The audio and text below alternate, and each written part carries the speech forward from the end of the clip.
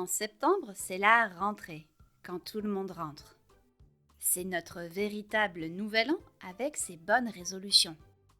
Pendant les vacances, vous espériez perdre du poids, retrouver la ligne, en mangeant léger et en dépensant toutes vos calories en faisant du vélo, par exemple. Et pourquoi pas le long des châteaux de la Loire. Petite parenthèse pour rappeler que pour former le gérondif, on utilise en accompagné du verbe auquel on ajoute ANT. Pour cela, on se base sur le verbe conjugué au présent avec nous. Par exemple, avec sortir, nous sortons devient en sortant. Ferme la porte en sortant, c'est-à-dire pendant que tu sors, ferme la porte. Autre exemple avec le verbe venir, nous venons au présent devient en venant. J'ai croisé Claire en venant te chercher, c'est-à-dire pendant que je venais, j'ai croisé Claire. On utilise aussi le gérondif pour exprimer un moyen, la façon de faire une chose. Je vais retrouver la ligne en faisant du vélo.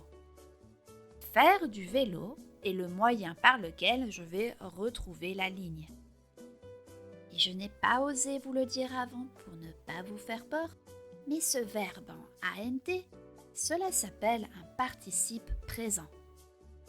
Mais revenons à nos moutons. Au lieu de ça, vous avez survécu à plusieurs canicules en vous enfermant chez vous et en mangeant des glaces, sans oublier les barbecues.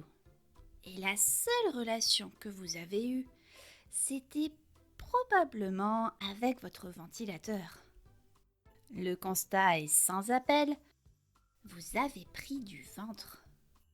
Et vous avez probablement ce que l'on appelle élégamment un petit ventre, ou de façon plus familière, de la bidoche. Ce petit pli de graisse, on l'appelle en français un bourrelet. Le bourrelet fait partie de nos petits complexes, au même titre que le double menton ou les poignées d'amour. Alors, quelle résolution prendrez-vous pour la rentrée? Croirez-vous aux promesses des influenceurs qui vous vendront la formule magique pour avoir de grosses fesses avec un petit ventre?